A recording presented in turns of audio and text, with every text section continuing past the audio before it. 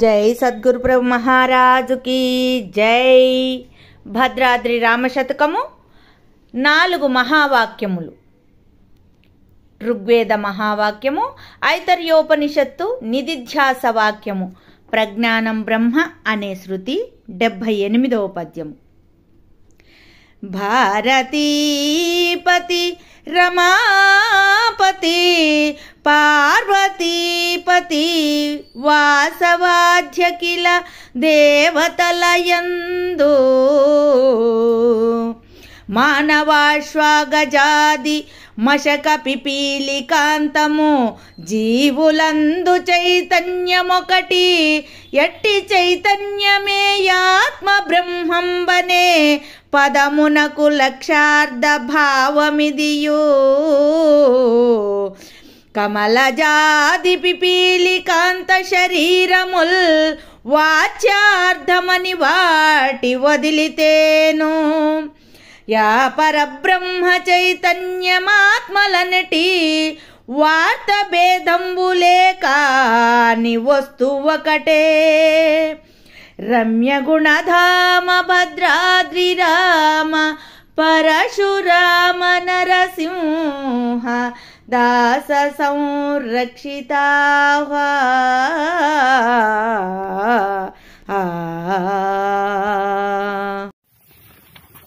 జై నిజ గురుభ్యో నమః.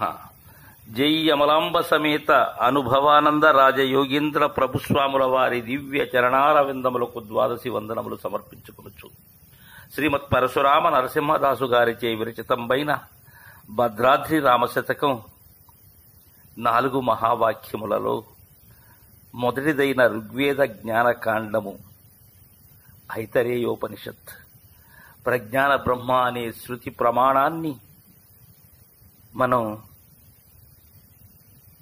నిన్నటి పద్యంలో ముచ్చటించుకున్నాం. మరలా దానినే వాచ్యార్థ లక్ష్యార్థాలను మనకు చక్కగా అందజేస్తూ ఉన్నారు పరశురామ నరసింహదాసు గారు. నాయన శిష్య, ఎలా అంటే నాయన, భారతీపతి రమాపతి పార్వతీపతి వాసవాధ్యకిల దేవతల యందు.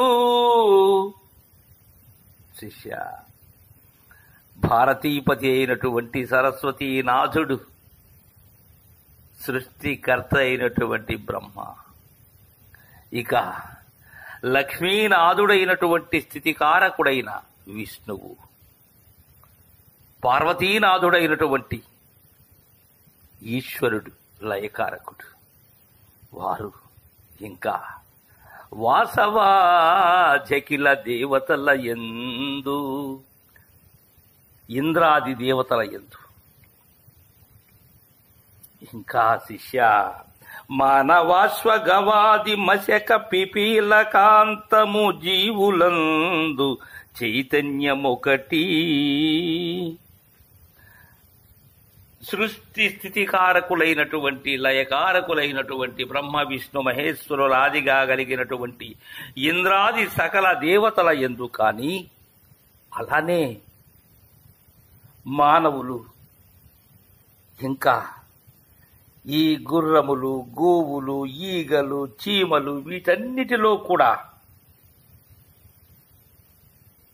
ఏ చైతన్యమైతే ఉన్నదో, వీటన్నిటిలో ఉన్నది ఒకే చైతన్యం, గుర్తెరిగే చైతన్యము శిష్య.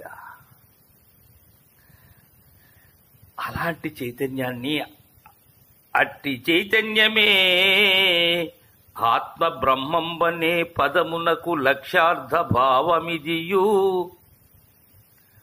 అలా ఉండబడేటువంటి చైతన్యము ఏదైతే ఉన్నదో, ఈ చలనకారకమైనటువంటి చైతన్యం ఏదైతే ఉన్నదో దానినే ఆత్మనే బ్రహ్మంబు అనేటువంటి పదమునకు లక్ష్యార్థము శిష్య ఇది. అయితే ఇక్కడ ఇంకొకటి ఉంది నాయన.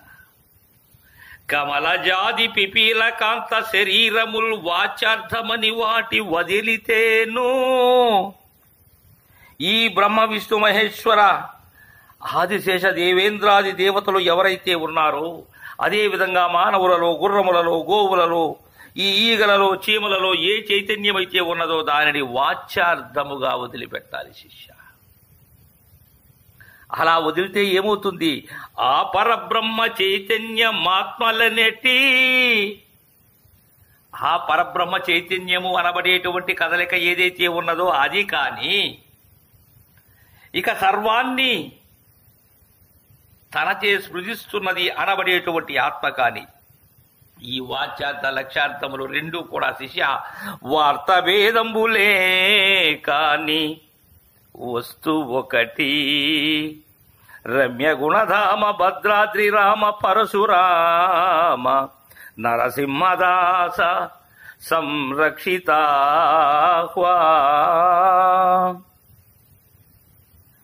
మనం నిన్నటి పద్యంలో కూడా ఇది చెప్పుకున్నాం.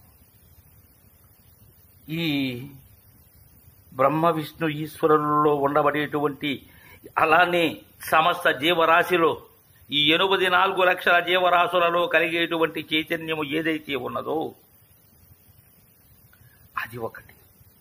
అదేంటది? అదే ఆత్మ బ్రహ్మము అని, అదే ప్రజ్ఞాన బ్రహ్మము అని. అయితే అది లక్ష్యార్థ భావం. అయితే ఈ చైతన్యము ఏదైతే ఉన్నదో అది వాచ్యార్థంగా విడిచినట్లయితే ఏమవుతుంది? వార్త భేదములే కాని వస్తువు ఒక్కటే శిష్య. అది రెండుగా నీకు తోపింపబడుతూ ఉన్నదే కాని అది ఒక్కటే. ఎలా అంటే దీనికే సీతారామాంజనేయ సంవాదంలో చెప్తారు. ఉభయ వాచ్యార్థములతోడనుపుచున్న యుభయ లక్ష్యార్థముల కైక్య మొదనడట్లు గాన వాచార్థముల రెంటి కడకు త్రోచి ఎనయ లక్ష్యార్థమొకటిగా నెరుగవలయు అంటారు. దీనికే మనకు ఈ ప్రజ్ఞాన బ్రహ్మ అనేటువంటి వాక్య విచారణకు ఋష్యాదులైనటువంటి మహనీయులు జహర్ లక్షణాన్ని ప్రయోగించారు. అంటే విడిచిన లక్షణము అని. దీనికి వారు గంగాయాం ఘోషః అని, అంటే గంగలో గోలగా ఉన్నది, గంగనా గోలగా ఉన్నది అంటారు. అది దాని అర్థం. అయితే గంగలో గోల ఉండేందుకు ఆస్కారం లేదు. కారణం, గంగలో ఏనాడు కూడా గోలకు కారణమైనటువంటి గొల్లపల్లి లేదు. ఎందుకు? గంగ అనబడేటువంటిది ప్రవాహ రూపమైనటువంటిది. కాబట్టి ప్రవాహ రూపమైనటువంటి గంగలో ఏనాడు గొల్లపల్లి ఉండదు. కానీ దీనిని లక్ష్యార్థంగా తీసుకోవాలి. ఎట్లంటే గంగను వదలి గంగ ఒడ్డున గొల్లపల్లి ఉన్నది, అందులో గోలగా ఉన్నదని మనం తీసుకోవాలి. కాబట్టి ప్రవాహ రూపంగా ఏదైతే ఉన్నదో ఆ ప్రవాహ రూపంగా ఉండబడేటువంటి గంగను విడిచిపెట్టడమే విడిచిన లక్షణం యొక్క ధర్మం. అది పై చెప్పినటువంటి ఈ గంగాయాం ఘోషః అనేటువంటి దానికి నిజార్థము అయినటువంటిది ఎలా అంటే, ఈ ప్రజ్ఞాన బ్రహ్మమును ఋగ్వేద విచారణము వల్ల లక్ష్యార్థంగా తేలింది ఏంటంటే, ఈ మహదహంకారము అలానే ఈ మహదహంకారం అనబడేటువంటిది శుద్ధ సాత్వికాయుత తత్వాకాశము దగ్గర నుండి విడబడి ఈ కమలజాతి పిపీలకాంత జీవ జడ ప్రవాహ రూపమైన జగత్ సృష్టిని గంగని ఏ విధంగా అయితే తోచిపుచ్చామో అక్కడ తద్విధానంగా తోసిపుచ్చినట్లుగా వాచార్థమని తోచిపుచ్చి దీనికి లక్ష్యార్థమైనటువంటి హిరణ్మయ వర్ణావర్ణముతో కూడిన శుద్ధ జ్యోతి స్వరూప చైతన్యమే ఈ నేననే ప్రజ్ఞాన బ్రహ్మము యొక్క స్థానమని తెలుసుకోవాలి.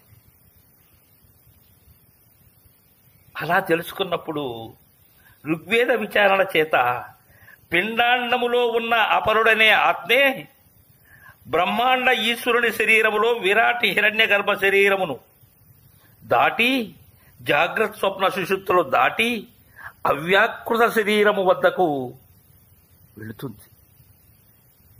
ఇదే బ్రహ్మ విద్యను తెలుసుకోవటము అంటారు. ఇది యోగ్యమైనటువంటి విధానము అంటారు. అయితే దీనిలో మహదహంకారమును ప్రజ్వల జ్యోతి చక్రమనే బుద్ధి ప్రకాశమునకు దగ్గరగా తోస్తూ ఉన్నది. ఎలా దగ్గరగా తోస్తూ ఉన్నది? బంగారు వర్ణము గల ఈ మాయావర్ణముతో కూడియుండుట చేత స్వయం ప్రకాశమైన నిర్గుణ బ్రహ్మమునకు అహం అంటే అక్కడ ఉండుట చేత దానికి నేను నేను అనే స్ఫురణ కలిగినది శిష్య. అందుకే అక్కడ బుద్ధి సాక్షి అయి స్ఫురిస్తూ ఉంటుంది. అసలు అహం అనే పదానికి అర్థం ఏంటంటే నేను అని. కాబట్టి ఈ హిరణ్మయావరణ మాయావరణ అంతర్గత ద్వయం, ఈ అంతర్గత ద్వయము ఏదైతే ఉన్నదో, ఈ హిరణ్మయావరణం మాయావరణం, దీనిలో అంతర్గత స్వయం ప్రకాశమాన పరమాత్మయే బ్రహ్మం. మాయావర్ణాన్ని ఎప్పుడైతే ఆ భ్రాంతిని విడిచితే ఆ బ్రహ్మమే నిర్గుణమై నిర్మలమై సత్తామాత్రమై ఉంటుంది. ఈ మాయావర్ణమే ఎరిగేటువంటి శరీరం, అదే గుర్తెరిగే శరీరం. తద్విధానంగా ఈ ప్రజ్ఞాన బ్రహ్మము అనబడేటువంటి దాని యొక్క వాచ్యార్థ లక్ష్యార్థములు రెండూ కూడా వార్త భేదములే కానీ వస్తువు ఒక్కటే నాయన. పలుకు భేదములే, ఇక వేరేది కాదు అని మనకు చక్కగా ఈ ప్రజ్ఞాన బ్రహ్మ అనే శృతి వాక్యాన్ని గుర్చి తెలియజేశారు. తరువాయి యజుర్వేద జ్ఞానకాండ శృతి వాక్యాన్ని రేపు ముచ్చటించుకుందాం. జై గురుదేవా.